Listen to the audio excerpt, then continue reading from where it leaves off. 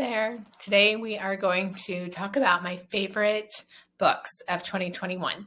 And these are books that I read in 2021, not necessarily published in the past year. So, and I'll be going through them in the order that I read them in the year.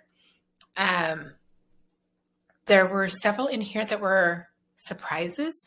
I really kind of lean in general more towards suspenseful thriller, mystery, whodunit, that type of thing, with some others kind of sprinkled in. So a lot of these on the list aren't necessarily ones that I would be pulled towards, which is great because one of my goals for 2021 was to read things outside of my normal genre. So I kind of felt, I think after 2020, that I was reading a lot of the same type of books and they were kind of starting to run into each other. And I was having a hard time getting the same thrill when you read the same type of book over and over. So I thought, we're going to expand my horizons and try to venture out a little bit. And I was really surprised and pleased with the books that I ended up loving this year. And stay tuned I'm going to be making a video of my 2021 goals and how that, 2021 goals and how that turned out, and what my 2022 goals will be going forward. So watch for that one. Okay, so these are they're not in any order of which ones I liked better or best. They're just in the order that I read them. And I'm not even going to, they were all 5 stars. I think they were all my 5 stars. And I was going to narrow it down to like the top 10 or something like that. But why kill myself with that? Why torture myself with making a top 10 if I loved them all? So I think it's a little less than 20, but that's okay. It is what it is. It's my list. It's my video. I can do what I want, right? Let's go with it. Okay. So the first one that I read in 2021 was The Thing Around Your Neck.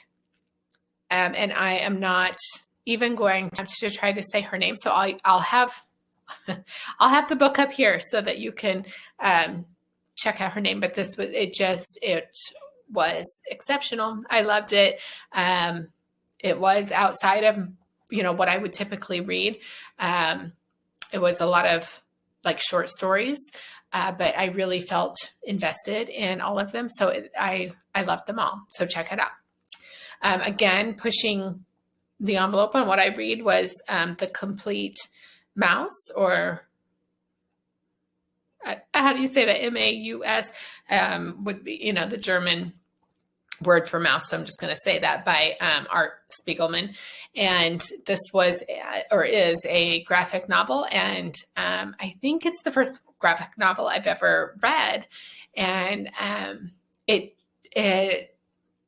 because of that, I think it was hard for me to initially get started in it. But once I got rolling and engrossed in the story, and I think the other, the distraction of it not being a typical read went away, and I was in the zone, and I loved it. And I loved the analogies to the different animals for the different, if they were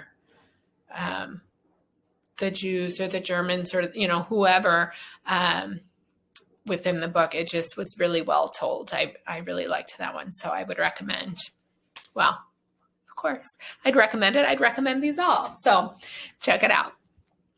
Then I read The Nightingale by Kristan Hannah. And this is kind of in my wheelhouse of things that I would typically read. And I did love it, of course. And the last day, like I was trying to finish it on an evening. I usually read in the evening, and I was tired and I couldn't do it. I couldn't get it finished. So I woke up the next morning and I'm like, okay, I'm going to finish this. And my husband went somewhere, and he was going to be gone for a couple hours. And it was a good thing he was gone, because I was just sobbing, and I really had all the feels for that one. So I loved it. Then I read We Crossed a Bridge and It Trembled, Voices from Syria by Wendy Pearlman. And yeah, I don't, there just aren't words to express how I felt about this one. It was wonderful. It was a very good explanation of the situation at the time. And I think their voices of what was happening. And I'm going to, just let you, I kind of went into it not knowing what I was getting into. I just had heard a lot of recommendations for it. And I wanted to check it out. Again, this is something that isn't, I wouldn't typically pick up, but I liked it a lot. The War That Saved My Life by Kimberly Brubaker Bradley. And this was kind of a different story as well. And I can't,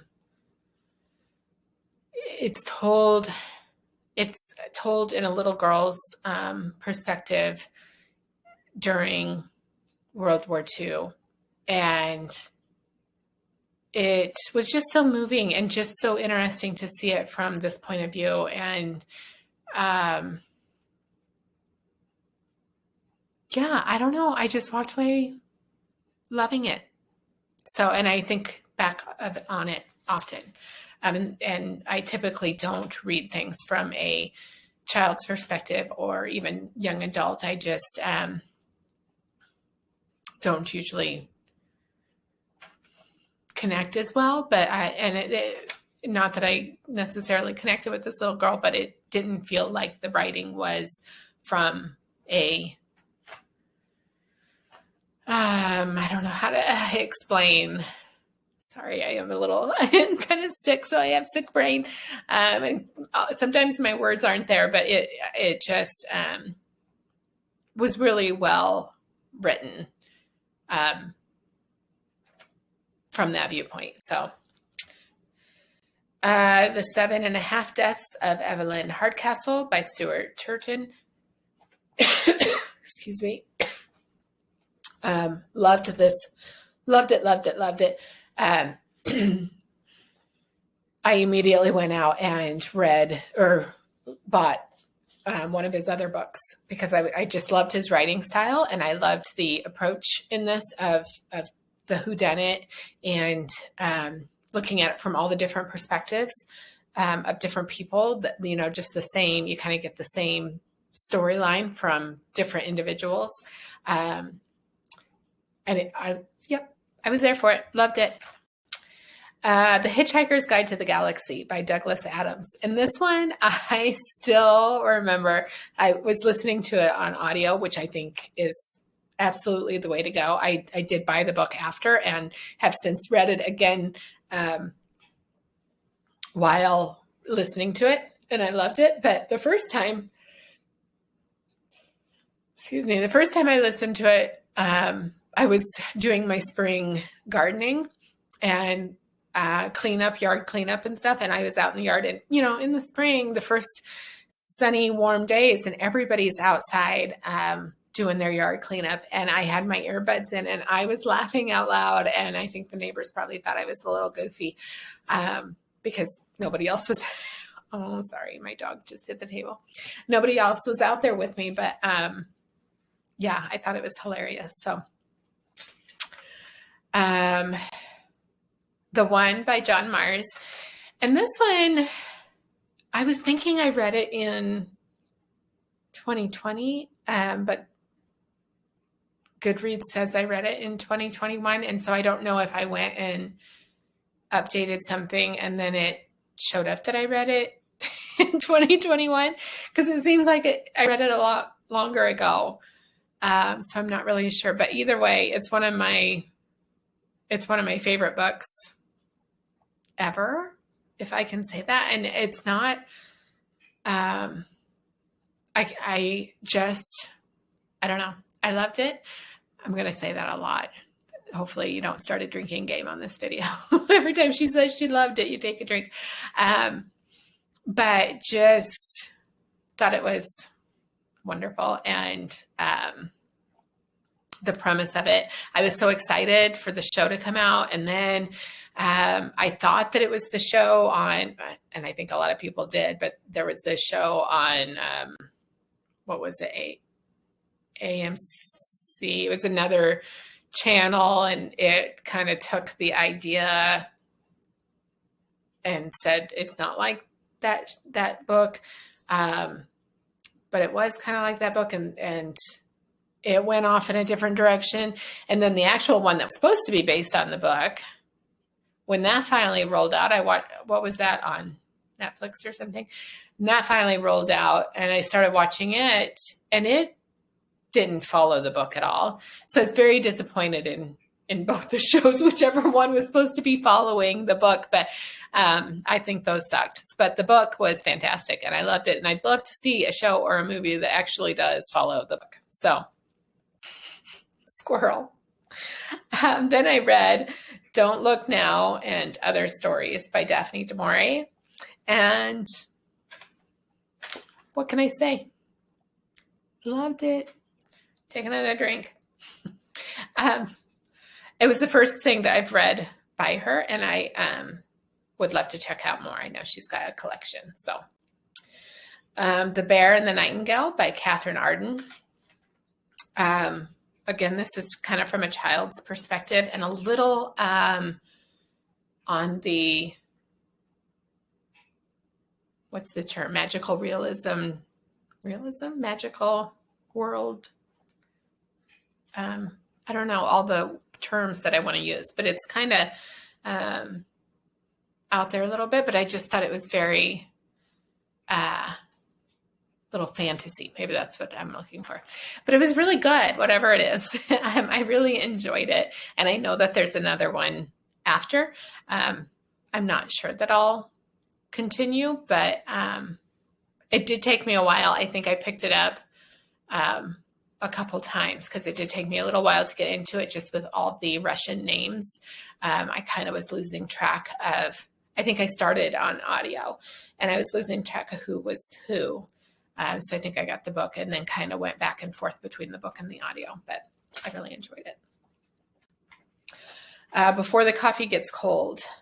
And again, a name that I'm not going to try to pronounce, so I'll have it up here on the screen. And I know there's another one to this too, and I have it on my TBR. So I'll be picking that one up this year to read that one. But I really enjoyed it. It just gives you something to think about. I guess if you could go back, if you would go back, would you do anything differently or say anything differently? And I like to think about those type of things sometimes.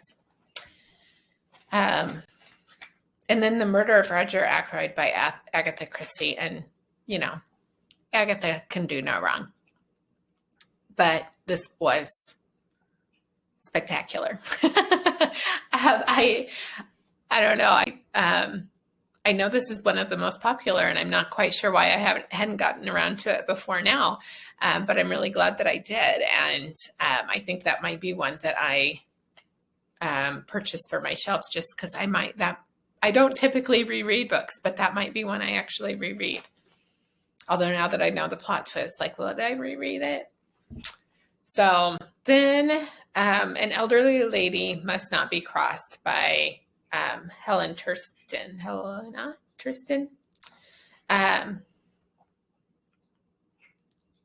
Just very cute. Made me laugh. might be me someday. Maybe not to that level, but you never know. So that one, yeah, check it out. No Exit by Taylor Adams, which of course is a popular one, so you've probably seen that one around. Our Little Secret by Kristan Magdalene. Is that how you say that? Is that right? I think so. So I hadn't seen any of her books before or heard of her books before, but I absolutely loved this one. And then I went onto Goodreads to see what else she had, and she has quite a few books out there, and they all kind of have an average rating of above 4 stars. So I immediately selected them all to read.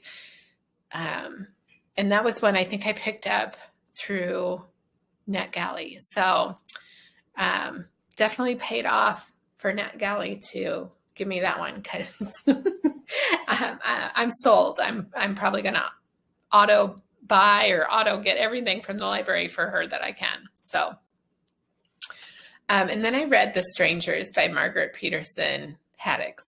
And this, I think it's a middle grade, which again, I don't typically read. So it's kind of outside my norm, but really enjoyed it. And I think anybody would, whether you're middle grade or not. And I think this is also part of a series. So I might continue on and pick those up just because I was completely sold on it. So then I read Rock, Paper, Scissors by Alice Feeney. Loved it. Yeah, just very good. I've read a couple of her others, I think. And again, she's one that I always like. So Leave the World Behind by Ruman Alam. Hope I'm not butchering that, but yeah, this was just a very interesting. I always like the interesting ones, the kind of weird ones, and it's those that make you think. And this definitely makes you think. So check it out. And then the last one, 5-star that I read for the year was And Every Morning the Way Home Gets Longer and Longer by Frederick Bachman. And this just tore my heart to shreds and put Band-Aids up, all over it to put it back together, because it definitely pulled at all my heartstrings. And, I work with a lot of seniors and those, and people that do struggle with memory loss or Alzheimer's and dementia and that type of thing. And this just kind of,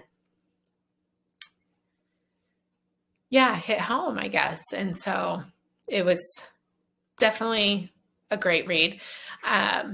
If I had it to do over again, I'm not sure that I would read it in December. December, I usually keep my feel good, Christmassy, holiday, happy, or snowy. Maybe they're thrillers, but, kind of in the theme anyway, books in December. And that didn't fit any of my normal go-tos for December, but I did love it. So I hope that this gave you some ideas of things that you might want to get out and try. If you are looking to read outside your normal genres, I have quite the spectrum on this list, I think. But let me know if you've read any of the ones that I listed there and what your thoughts were on them, and if based on these, if you have any recommendations, because I definitely loved some of them and will keep expanding on those areas. So thank you for watching, and see you next time.